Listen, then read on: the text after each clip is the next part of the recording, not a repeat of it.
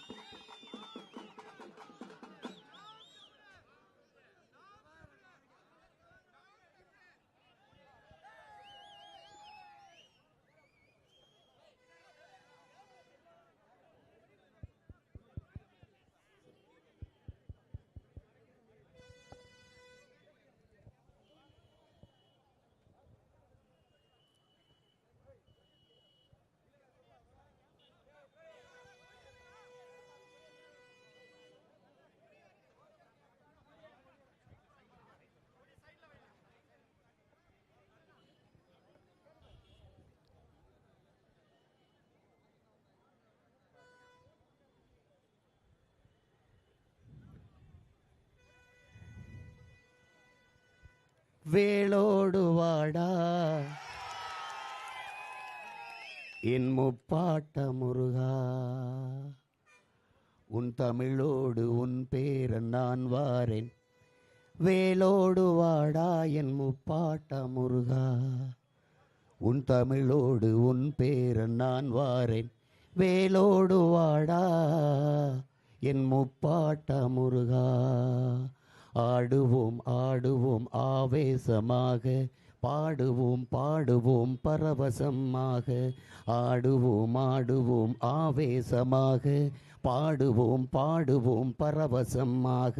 அரோகரா ரோகரா ரோகராரோ, அரோகரா ரோகரா ரோகராரோ. போரிது போரிது போருது என்றே முழங்குவோம், அநீதிக்கு எதிரான அறப்போரை இன்றே தொடங்குவோம். போரிது போரிது என்றே முழங்குவோம், அநீதிக்கு எதிரான அறப்போரை இன்றே தொடங்குவோம். வேளோடு வாடா என் முப்பாட்ட முருகா, அன்று என் நாடு என் மக்கள் என்றே நீ வந்தாய், அந்த எண்ணத்தை இன்று நீ எமக்குள்ளே தந்தாய். கொற்றவை மைந்தனே நற்றமிழ் வேந்தனே முருகா, ஔவையின் தமிழள்ளி பருகிய முருகா, உன் அருந்தமிழ் அழிவது ஆகுமோ முருகா. கண்ணன நீ காத்த கனித்தமிழ் மொழிதான் உன் கண் முன்னே சாவதை பொறுப்பாயோ முருகா. அதை மீட்கவும் காக்கவும் போராடும் எம்மோடு இருப்பாயா முருகா. வேளோடு வாடா எம் முப்பாட்ட முருகா, உன் தமிழோடு உன் பேரன் நான் வாரேன். வேளோடு வாடா என் முப்பாட்ட முருகா. இன்பமது குறைந்து துன்பமது நிறைந்து துயரத்தில் உன்னினம் முருகா, துடைக்கவே முடியாமல் துடிப்பதை சகிப்பதோ உன் மனம் முருகா. அறம் கொண்டு இனமாண்ட மரபனே முருகா, உன் திறம் கொண்டு இடர் வெல்ல அருள்வாயே முருகா. அறம் கொண்டு இனமாண்ட மரபனே முருகா, உன் திறம் கொண்டு இடர் வெல்ல அருள்வாயே முருகா. திருத்தணி திருத்தணி முருகா, எல்லாம் திருத்தணி திருத்தணி அருள்வாயே முருகா.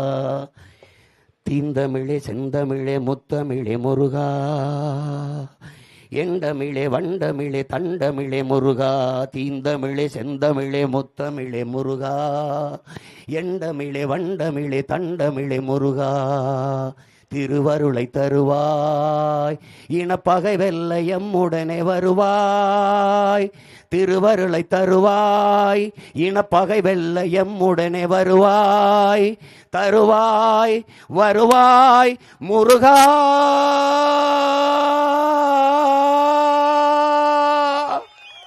வேளோடு வாடா என் முப்பாட்ட முருகா, உன் தமிழோடு உன் பேரன் நான் வாரேன்.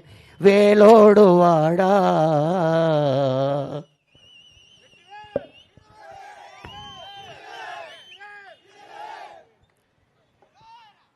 எங்களின் உயிரோடும் உணர்வோடும் கலந்து வாழுகின்ற என் அன்பு உறவுகள் அனைவருக்கும் வணக்கம்.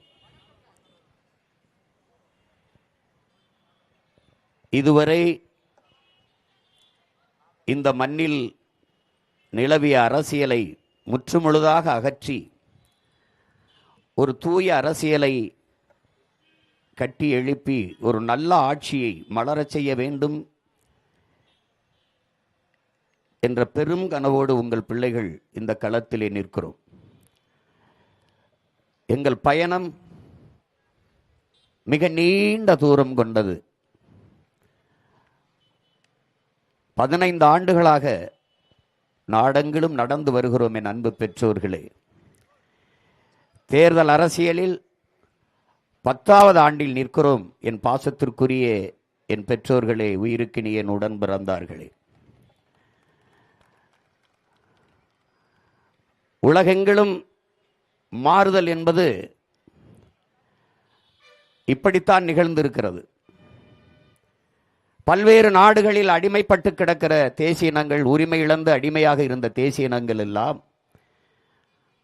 ஆயுதமேந்திய கிளர்ச்சியின் மூலமாக, அரசியல் புரட்சியின் மூலமாக விடுதலை பெற்று பெருமையோடு வாழ்கிறது.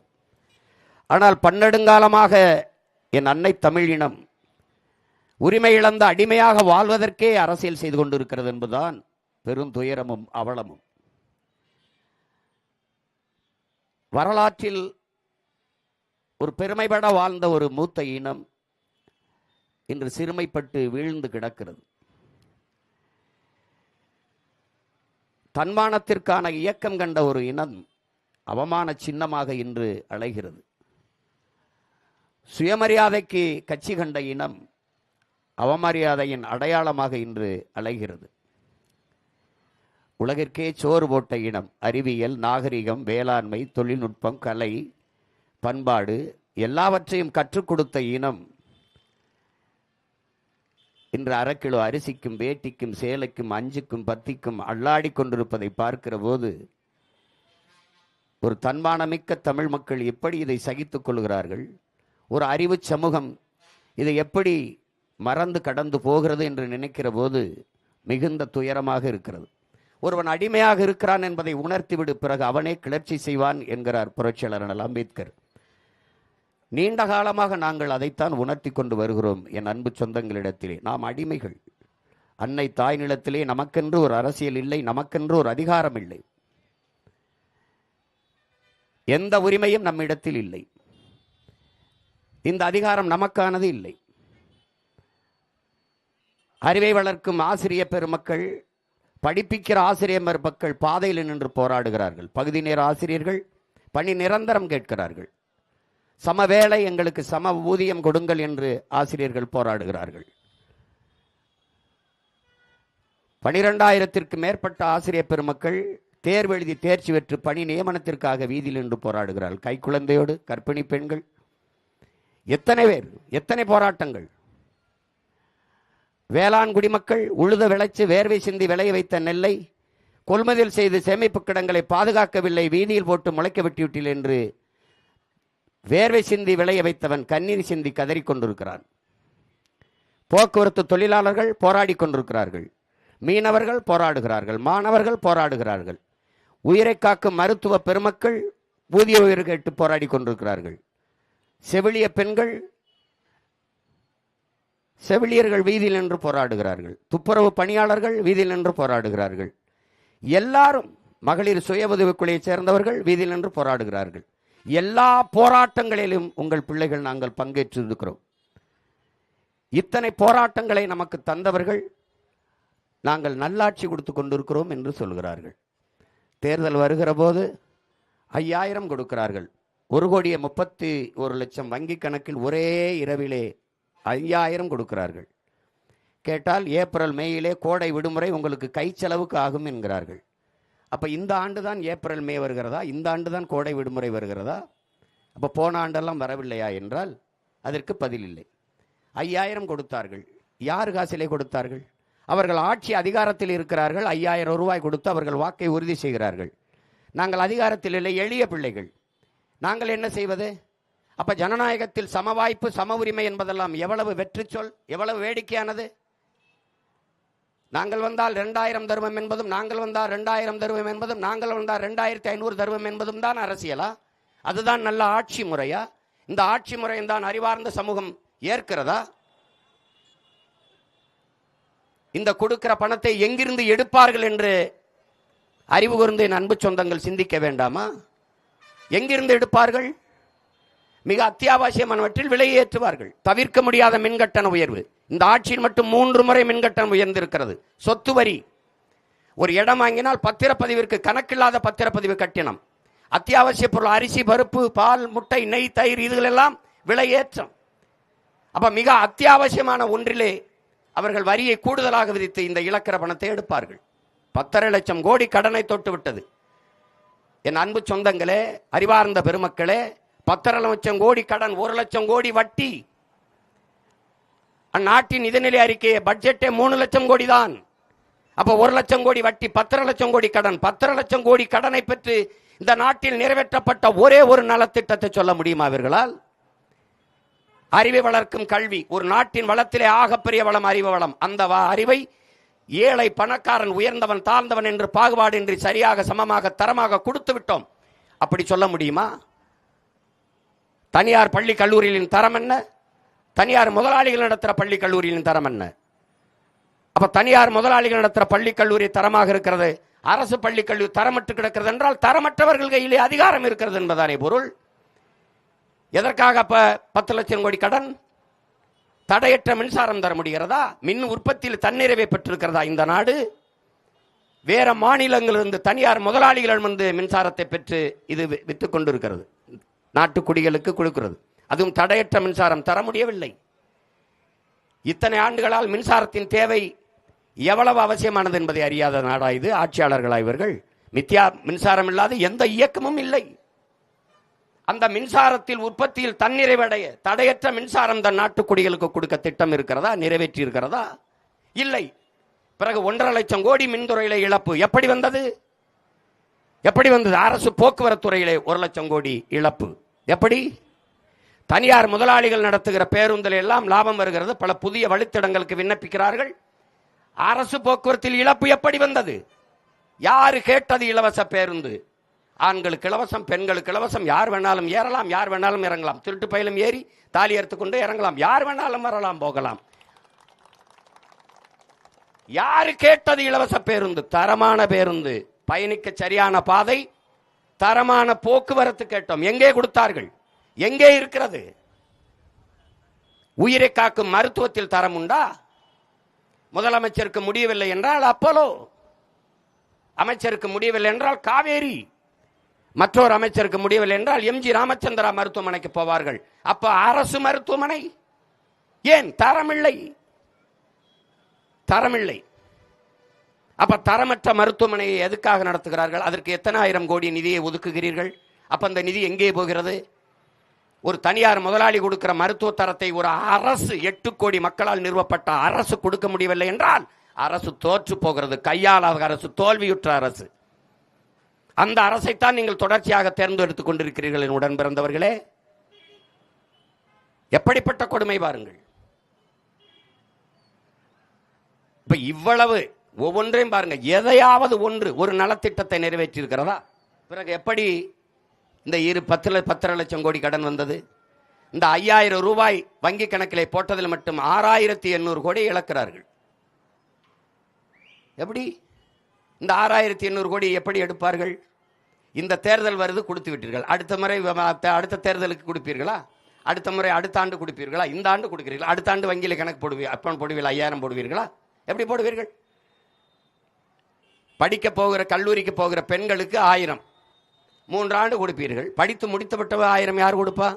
அப்ப அந்த 1000 ரூபாய்க்கு என்ன கொடுக்கணும்? வேலை கொடுக்கணும். அதுக்கு திட்டம் இருக்கா? இல்லை. அப்ப எதை நோக்கி இந்த நாடை நகர்த்தி கொண்டு போகிறார்கள்? நாடங்களும் மது, சகிக்க முடியாத மது, திரவ போதை, திடப்போதை, கஞ்சா, அபின், கொக்கைன், இப்படி பல திடப்போதை, திரவ போதை, சாராயம், விஸ்கி, ரம்மு, பீர், பிராண்டி என்று போதை அரசு விற்கிறது. அரசு அங்கீகரித்து விற்கிறது. கஞ்சா, கொக்கைன் இதெல்லாம் விற்பது அரசுக்கு தெரியாதா?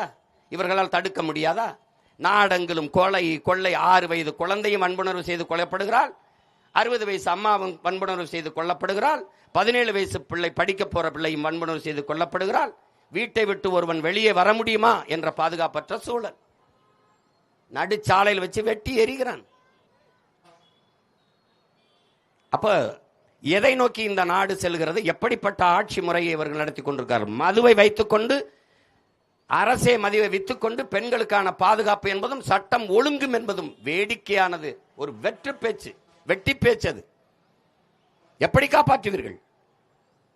குற்றம் செய்கிற குற்றச்செயலில் ஈடுபடுகிற 95 பேருக்கு மேலே நிறைந்த போதையில் இருக்கிறான். ஒன்னு திடப்போதை அல்லது திரவ போதையில் தான் செய்கிறான். தன்னை மறந்த நிலையில் இவ்வளவு குற்றங்களையும் செய்கிறான். இந்த நாடே ஒரு குற்ற சமூகமாக மாறி நிறுத்தப்பட்டிருக்கிறது. இதை எப்படி தடுப்பது? யார் தடுப்பது? இதையெல்லாம் பார்த்து சகித்து பொறுக்க முடியாமல் தான் உங்களிடமிருந்தே உங்களுக்காக கிளர்ந்து எழுந்து வந்தோம் என் உடன் பிறந்தார்களே. எப்படியாவது இந்த நிலையை மாற்ற வேண்டும் என்று இவர்களுக்கெல்லாம் எதையாவது கொடுத்து, மிக்சி கொடுத்து, கிரைண்டர் கொடுத்து, அண்டா கொடுத்து, பரிசு பெட்டி கொடுத்து, சிலிண்டர் கொடுத்து, எதையாவது கொடுத்து உங்களை ஏமாற்ற வேண்டும் நினைக்கிறார்கள். இந்த நிலையிலிருந்து எப்படியாவது எம் மக்களை மாற்ற வேண்டும் என்று நினைக்கிறோம். இது ரெண்டுக்கும் தான் இந்த தேர்தலிலே போட்டி. இவ்வளவு பிரச்சனைகள் இந்த நாடு எதிர்கொள்கிற எல்லா பிரச்சனையும் தந்தது இவர்கள். இதை தீர்க்க வேண்டும் என்று வந்தவர்கள் நாங்கள். 2 பேருக்கும் தான் இந்த தேர்தலிலே போட்டி. அவர்கள் வாக்குக்கு காசு கொடுப்பார்கள். நாங்கள் பணத்துக்கு வாக்கு, நம் இனத்துக்கு தூக்கு என்ற கொள்கையை கொண்டவர்கள்.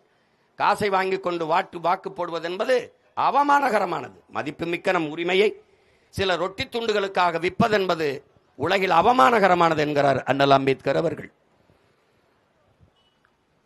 வாக்குக்கு காசு கொடுப்பவன் பாவி, அந்த காசை வாங்கி கொண்டு ஓட்டு போடுபவன் தேச துரோகி என்கிறார் நம்முடைய தெய்வ திருமகன் தாத்தா முத்துராமலிங்க தேவர் அவர்கள். பேரறிஞர் அண்ணா அவர்கள் தங்கத்தை யாராவது தவிட்டிற்கு விற்பானா என்று கேட்கிறார்கள். ஜனநாயகத்தில் மக்களாட்சியை ஏற்றுக்கொண்ட நாட்டிலே மதிப்புமிக்க உரிமை, மக்களிட்ட இருக்கிற வலிமையான கடைசி உரிமை வாக்குதான். அதை விற்பது என்பது எவ்வளவு பெரிய தன்மான இழப்பு, எவ்வளவு பெரிய உரிமை இழப்பு.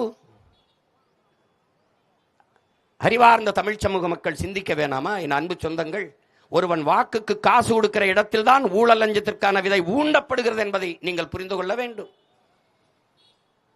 அந்த இடத்திலே ஒருவன் முதலீடு செய்கிறான், 30 கோடி முதலீடு செய்கிறான்.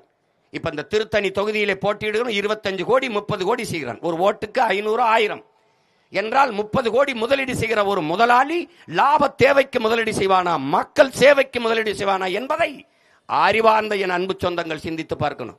அந்த இடத்திலே வாக்குக்கு காசு கொடுக்கிற இடத்திலே சேவை என்கிற சொல் செத்து விழுகிறது, லாப தேவை என்கிற சொல் பிறந்து எழுந்துகிறது. அங்கே மாண்புமிக்க ஜனநாயகம் கொலை செய்யப்பட்டு கேடுகட்ட பணநாயகம் உயிர்த்து எழுகிறது.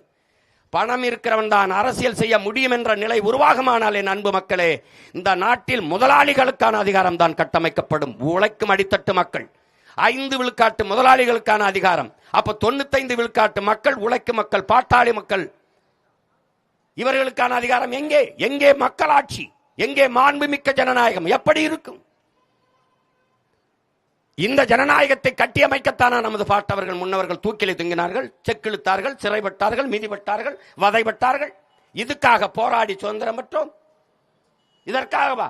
தண்ணீர் விட்டா வளர்த்தோம் சர்வேசா, கண்ணீரால் காத்தோம் இப்பயிரை கருக திருவிழமோ என்கிறார் நமது பாட்டன் பாரதி. இந்த சுதந்திர பயிரை கண்ணீரால் காத்தோம் என்கிறார். இதற்காகவா? இது அறிவு சமூகம் சிந்திக்க வேண்டாமா? சாதி சொல்லி, மதம் சொல்லி, பணம் கொடுத்து, சாதி அரசியலானால் எங்கே இருக்கும் சகோதரத்துவம், சமத்துவம்? மதம் அரசியலானால் எங்கே இருக்கும் மானிட நேயம், மானுட பற்று எங்கே இருக்கும்? பணம் அரசியலானால் ஒழுக்கம், பண்பாடு எங்கே இருக்கும்? என் உடன் பிறந்தார்களே, எங்கே இருக்கும்? பணம் இருப்பவன் தான் அரசியல் செய்ய முடியும் என்கிற நிலையை மாற்றி மக்களுக்கு தன்னலமற்று உண்மையும் நேர்மையாக சேவை செய்ய வேண்டும் என்கிற மனம் இருப்பவனும் அரசியல் செய்ய முடியும் என்கிற நிலையை உருவாக்குவதுதான் இங்கே மாறுதல். இங்கே மாறுதல். அதை நோக்கித்தான் உங்கள் பிள்ளைகள் தொடர்ந்து தொடர்ந்து தொடர்ந்து இந்த தேர்தல் களத்திலே ஒரு தேர்தலை கூட புறக்கணிக்காமல் களத்திலே தொடர்ந்து நிற்பதற்கு காரணம் இதுதான். அங்குலம் அங்குலமாக வளர்ந்து வளர்ந்து வலிமையை பெற்று 3வது பெரிய அரசியல் கட்சியாக இந்த நிலத்திலே ₹1 வாக்குக்கு கொடுக்காமல் வளர்ந்து வந்திருக்கிறோம் என்றால் என்னை பெற்ற என் பெற்றோர்கள், என் உடன் பிறந்தார்களை நம்பி மாண்புமிக்க மக்கள், என் மக்கள் இன்னும் ஒரு நல்லாட்சி வர வேண்டும், நல்ல அரசியல் உருவாக வேண்டும் என்று இந்த நாட்டிலே ஏக்கம் கொண்ட, எண்ணம் கொண்ட மக்கள் நிறைந்திருக்கிறார்கள் என்ற எண்ணத்தில் தான் தொடர்ச்சியாக இந்திய நாட்டை யார் ஆள்வதிலே உங்கள் மகன் பிரதம வேட்பாளர் இல்லை. இந்திய நாடாளுமன்ற தேர்தலில் நாங்கள் போட்டியாளர்களும் இல்லை. ஆனாலும் புதிய சின்னம், ஒரு வாரத்திற்கு முன்பு கொடுத்த இந்த ஒளிவாங்கி சின்னம், மாய்க்கு சின்னத்தை 3வது நாளாவது பெற்றில் இந்த சின்னத்தை தேடி 36 லட்சம் மக்கள் வாக்கு செலுத்தி எங்களை அங்கீகரிக்கப்பட்ட ஒரு கட்சியாக உயர்த்தியிருக்கிறார்கள் என்றால் என் மக்கள் போற்றத்தக்கவர்கள், மாண்பு மிக்கவர்கள், இன்னும் தன்மானமும் இனமானமும் கொண்ட மானத்தமிழ் மக்கள் நிறைந்து வாழ்கிறார்கள் என்பதை காட்டுவதற்கான வாய்ப்பாக அமைந்தது. அதே நம்பிக்கையில்தான் இந்திய நாட்டை யார் ஆள்வதெனிலே எங்களை தேடிய என் மக்கள் தமிழ்நாட்டை யார் ஆள்வதில் தன் சொந்த பிள்ளைகளை நிராகரிக்க மாட்டார்கள், கைவிட மாட்டார்கள் என்று அசைக்க முடியாத நம்பிக்கையில்தான் இந்த களத்திலே நாங்கள் தேர்தலிலே போட்டியிடுகிறோம். இங்கே உங்கள் பிள்ளைகள் நாங்கள் வந்தது என் மக்களை வைத்து பிழைக்க அல்ல, என் மக்களுக்காக உழைக்க. நாங்கள் வந்தது வெறும் பதவிக்காக அல்ல, என் மக்களின் உதவிக்காக, பணத்திற்காக அல்ல, நாங்கள் பிறந்த பெருமை மிக்க தமிழர் என்கிற இனத்திற்காக.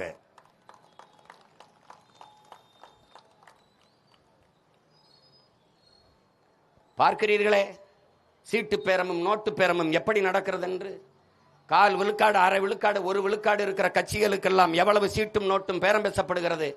அப்ப 8.5 விழுக்காடு 36 லட்சம் வாக்கு வைத்திருக்கிற எங்களுக்கு எவ்வளவு பேரம் பேசப்பட்டிருக்கும்? ஏன்?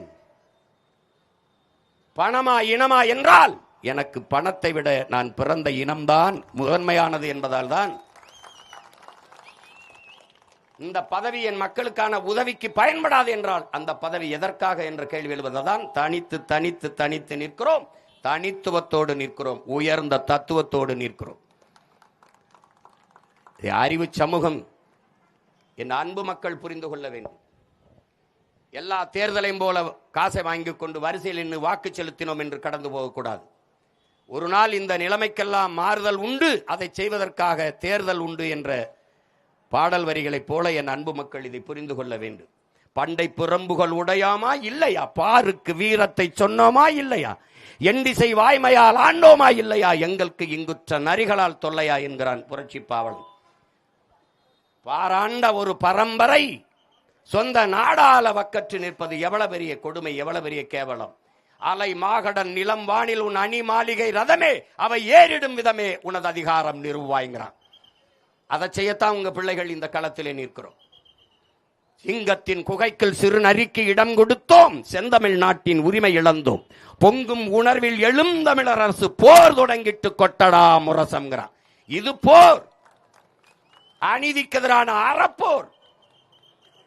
அறப்போர்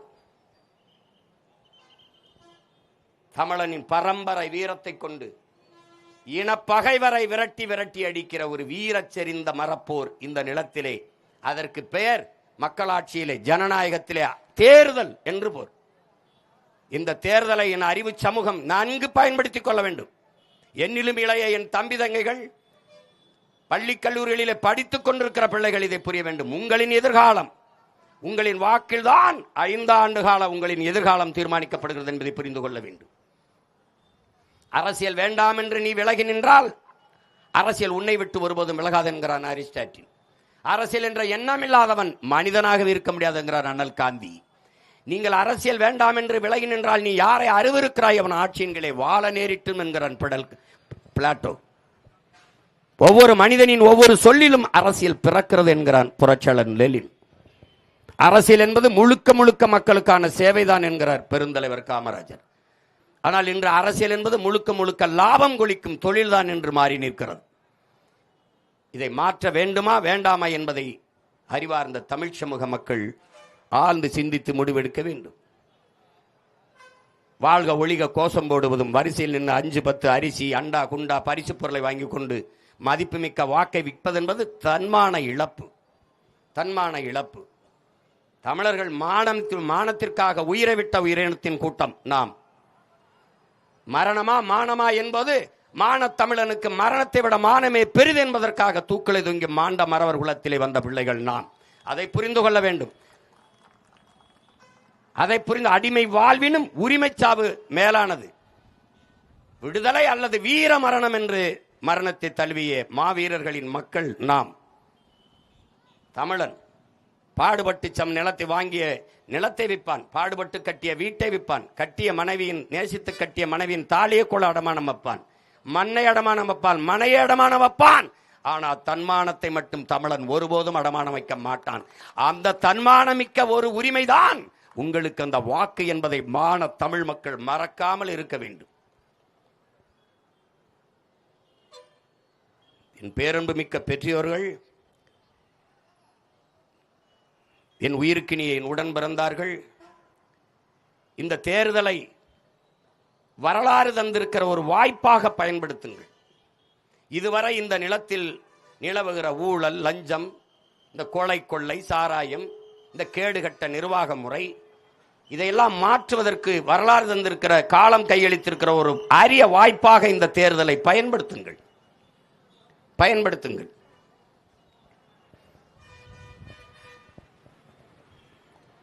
எனவே இந்த தேர்தலிலே திருத்தணியிலே போட்டியிடுகிற அன்பு தம்பி சந்திரன் அவர்களுக்கு நீங்கள் விவசாய சின்னத்திலே வாக்கு செலுத்தி வெற்றி பெற செய்ய வேண்டும். எங்களின் வெற்றி என்பது ஒரு கட்சியின் வெற்றி அல்ல, நாம் பிறந்த பெருமை மிக்க இனத்தின் வெற்றி என்பதை நீங்கள் எண்ண வேண்டும். எங்களின் வெற்றி உங்களின் வெற்றி. எங்களின் வெற்றி என்பது என் மக்களின் வெற்றி. எங்களின் அரசு என்பது, அதிகாரம் என்பது நம் மக்களுக்கான அதிகாரம். அதிகாரம் மிக வலிமையானது என்கிறார் அண்ணல் அம்பேத்கர். நாங்கள் அந்த அதிகாரம் எம் மக்களுக்கானது என்கிறோம். அதிகாரம் மிக வலிமையானது என்கிறார். அதை அடைந்து விட்டால் அனைத்தும் எளிமையானது என்கிறோம் உங்கள் பிள்ளைகள் நாங்கள். ஆண்டாண்டு காலமாக உணர்வை இழந்து, உரிமை இழந்து, அடிமைப்பட்டு கிடக்கிற அன்னை தமிழ் சமூகத்திற்கான ஒரு அதிகாரத்தை நிறுவுவதற்கேனும் என் இன மக்கள் பாதுகாப்பாக வாழ்கிற எதிர்கால நல்வாழ்விற்கேனும் நீங்கள் வேளாண்குடி மகன் அந்த விவசாய சின்னத்திலே வாக்கு செலுத்த வேண்டும். அதனால்தான் விவசாய சின்னத்திற்கு வாக்களிப்போம், வருங்கால தலைமுறைக்கு வாழ்வளிப்போம் என்று நாங்கள் சொல்வதற்கு காரணம் அதுதான். நாங்கள் உங்களின் ஓட்டுக்கானவர்கள் அல்ல, இந்த நாட்டுக்கானவர்கள். நாங்கள் வந்திருப்பது கையேந்தி கேட்க வந்திருப்பது வாக்கை அல்ல, வருங்கால உங்கள் பிள்ளைகள் நம் தலைமுறையின் வாழ்க்கையை என்பதை அறிவார்ந்த என்று தாய் தந்தையர் என்னுடைய அன்பு தம்பி தங்கைகள் புரிந்து கொண்டு வேளாண் விவசாய சின்னத்திலே என் தம்பி சந்திரனுக்கு திருத்தணி தொகுதியிலே வாக்கு செலுத்தி நீங்கள் வெற்றி பெற செய்ய வேண்டும். விவசாயி ஒரு நாட்டில் வாழ்கிறான், வளர்கிறான் என்றால் அந்த நாடு வாழ்கிறது, வளர்கிறது என்று பொருள். ஒரு நாட்டில் விவசாயி வாழ முடியாமல் தற்கொலை செய்து கொண்டு சாகிறான் என்றால் அந்த நாடு இல்லை, சுடுகான் என்று பொருள். இன்னைக்கு அவன் சாவது உங்களுக்கு செய்தி, நாளைக்கு நீங்கள் பட்டினி கிடந்து சோறில்லாமல் சாவீர்கள் என்பதற்கான முன்னறிவிப்பு, எச்சரிக்கை.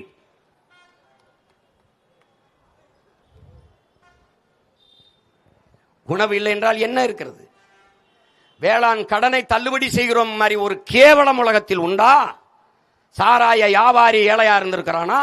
சிகரெட் தயாரிக்கிறவன், பீடி தயாரிக்கிறவன், பான்பராக்கு தயாரிக்கிறவன், செல்போன் தயாரிக்கிறவன், கார் தயாரிக்கிறவன், குண்டூசி தயாரிக்கிறவன், செருப்பு தயாரிப்பவன், எவனாவது ஏழையா? எவனாவது கடன்காரனா? இல்லை. உலகத்திற்கு உணவளிக்கிற உழவர்களுடையவன் விவசாயி மட்டும் எப்படி கடன்காரனானான்? எப்படி ஆனான்? ஒரு கால் செருப்பு தைப்பவன் கூட இந்த செருப்பு 500 ரூபாய் என்றால் 500 ரூபாய். ஒரு குண்டூசி தயாரிப்பும் கூட இந்த குண்டூசி 5 ரூபாய் என்றால் 5 ரூபாய். ஒரு விளக்க மாத்துக்கட்டை செய்கிறவனுடைய 5 ரூபாய் என்றால் 5 ரூபாய். ஆனால் அவன் விளை வைக்கிற அரிசி, பருப்பு, கரும்பு, தக்காளி, இந்த வெண்டைக்காய், சொரக்காய்க்கு விளைய வைக்கிற விவசாயி விலையை தீர்மானிப்பதில் அன்புடன் பிறந்தவனை வாங்குபவன் தான் தீர்மானிக்கிறான். அந்த இடத்தில் தான் விவசாயி தோற்கிறான். விவசாயியே கடன் காணலானான். ஒரு நாட்டில் ஒரே ஒரு வேளாண் குடிமகன் விவசாயி ஏழையாக இருந்தால் அந்த நாடே ஏழை நாடாகத்தான் கணக்கிடப்படும் என்கிறார். அப்படி என்றால் உன் நாடு எவ்வளவு பெரிய ஏழை நாடு என்பதை நீ அறிந்து கொள். டாஸ்மார்க் சரக்கை எப்படி வைத்து குளிரூட்டப்பட்ட அறையிலே பாதுகாக்கிறார்கள், ஆனால் உயிருக்குயிர் உணவாக இருக்கிற சாப்பாடை தருகிற அரிசி பருப்பை, அந்த குதிராவளி கம்பு வரகு சாமையை எப்படி தெருவில் போட்டு முளைக்க வைக்கிறார்கள் பார். இந்த ஆட்சி அதிகாரத்தை தொடர வைக்கப் போகிறியா? இதற்காகத்தான் வாக்கு செலுத்த போகிறீர்களா? இதை சகித்து நீங்கள் அநீதியை எதிர்க்க துணிவில்லாமல் அடிமையாகி போனீர்கள். அதைத்தான் நபி பெருமானார் சொல்லுகிறார்.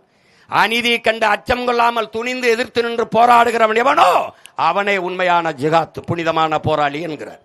அப்படி அநீதியை எதிர்த்து துணிந்து போராடுகிற ஒரு புரட்சியாளனாக என்னுயிர் அண்ணன் பழனி பாபா இந்த நிலத்திலே கிளர்ந்து எழுந்தான். அவன் ரத்த துளிகளில் வந்த பிள்ளைகள் நாம் அநீதியை அச்சமில்லாமல் எதிர்த்து துணிந்து போராட தயாராக வேண்டும். நாலு வீட்டில் நாயா நின்று கத்தி நக்கி சாப்பிடுறதுக்கு பதிலாக ஒரு நொடியேனும் சிங்கமாக கர்ச்சித்து விட்டு செத்து போடா என்கிறார் பழனி பாபா. அதுதான் முக்கியம். ஒருவன் காலில் விழுந்து தான் வாழ வேண்டும் என்கிற நிலை இருக்குமானால் நீ எழுந்து நின்று இறந்து போடா என்கிறான் சேகுவேரா. சரணடைந்து வாழ்வதை விடவும் சண்டையிட்டு சாவது மேலானது என்கிறார் என் உயிர் தலைவன் மேதகுவே பிரபாகரன் அவர். அதனால்தான் உங்கள் பிள்ளைகள் தோல்வி என்பதே எங்களுக்கு இல்லை, வெற்றி ஒன்றே எங்கள் எல்லை என்று தொடர்ந்து களத்திலே நிற்கிறதுக்கு காரணம் அதுதான். உழவு இல்லை என்றால் உணவு இல்லை, உணவு இல்லை என்றால் உயிர்கள் இல்லை, உயிர்கள் இல்லை என்றால் உலகம் இல்லை. அதனால் தான் உழவை மீட்போம், உலகை காப்போம் என்ற முழக்கத்தை முன்வைத்து தேர்தல் களத்தில் நிற்கிறோம். சுழன்றும் ஏற்பின்னது உலகம், அதனால் உழந்தும் உழவே தலை என்கிறது நம்முடைய வேதம். நம்முடைய மறை வள்ளுவ பெருமகனார் தந்தெளிய மறை. உழுதுண்டு வாழ்வாரை வாழ்வார், மற்றெல்லாம் தொழுதுண்டு பின் செல்பவர் என்கிறார். இருந்தோம்பி இல்வாழ்வதெல்லாம் விருந்தோம்பி வேளாண்மை செயல் பொருட்டு உழவினார் உலகிற்கானே அக்தாற்றாது எழுவாரை எல்லாம் பொறுத்துங்கிறான். உழவின் பெருமையை அவ்வளவு வலியுறுத்தி பாடிய நம்முடைய பாட்டனார் வள்ளுவ பெருமகனார்.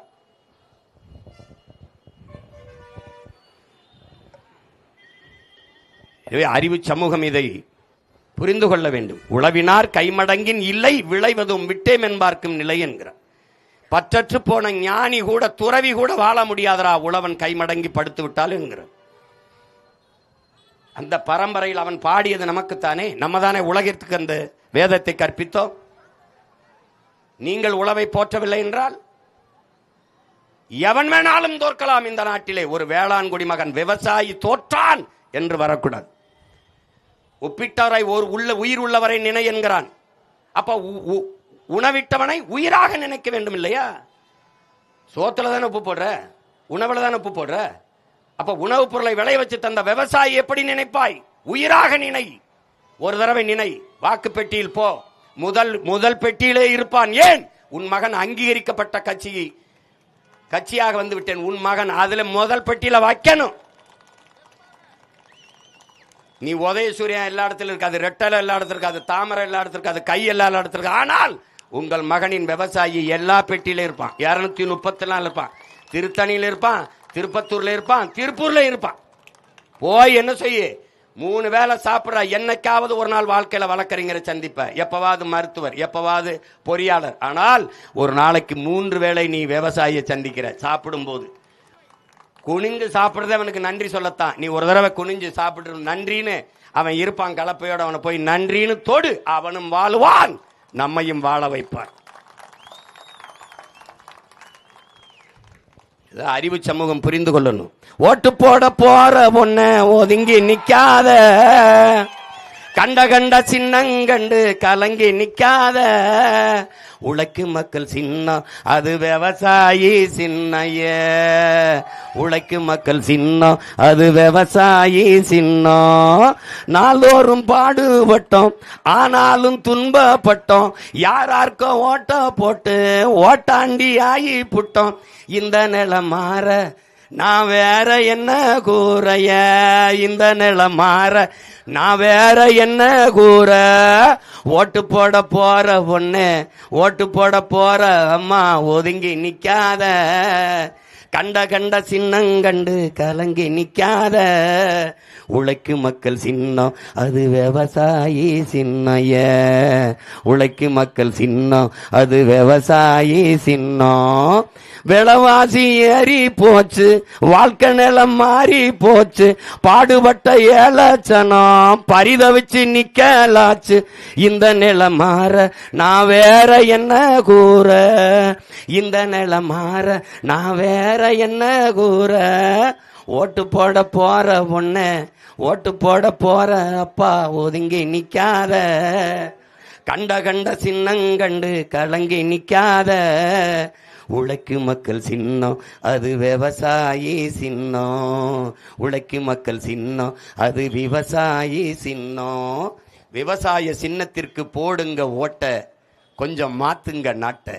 விவசாய சின்னத்திற்கு போட்டு பாருங்க ஓட்ட, அப்புறம் பாருங்க நாட்டை. புரட்சி எப்போதும் வெல்லும், உங்கள் பிள்ளைகள் எங்களின் வெற்றி அதை சொல்லும்.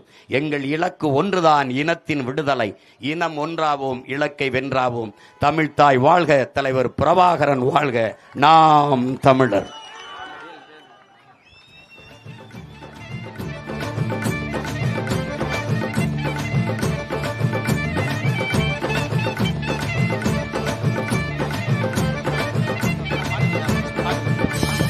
தற்சார்பு பொருளாதாரம் எங்க கொள்கங்க, தற்சார்பு பொருளாதாரம் எங்க கொள்கங்க. வெற்றியின் இலக்காக அண்ணனுக்கு வேல் இங்கே வழங்கப்படுகிறது. வீரவேல் வெற்றிவேல் என்று தமிழகத்தில் வெற்றி வாகை சூடிய முதல் முறையாக வீரவேலை தூக்கியது நமது அண்ணன் தான். பிறகுதான் அனைத்து கட்சியும் தூக்கினார்கள். இதே 2016 திருத்தணி தொகுதியில் தான் அண்ணன் வேல் தூக்கினார் என்பது குறிப்பிடத்தக்கது. மீண்டும் வெற்றி வேலை அண்ணனுக்கு உரித்தாக்குகிறோம். அது மட்டுமல்லாமல் முதல் வெற்றியை திருத்தணியில் உரித்தாக்குகிறோம். வீரவேல் வீரவேல் வெல்லட்டும் வெல்லட்டும் விவசாயி, வென்றே காட்டட்டும் விவசாயி. வீட்டு மக்கள் நல மாட்டோம் உங்க கொள்கங்க, இந்த வீட்டு மக்கள் நல மாட்டோம் உங்க கொள்கங்க. வரப்போகுது வரப்போகுது மாற்றம், சீமா வந்தா தானே தமிழ்நாட்டுக்கு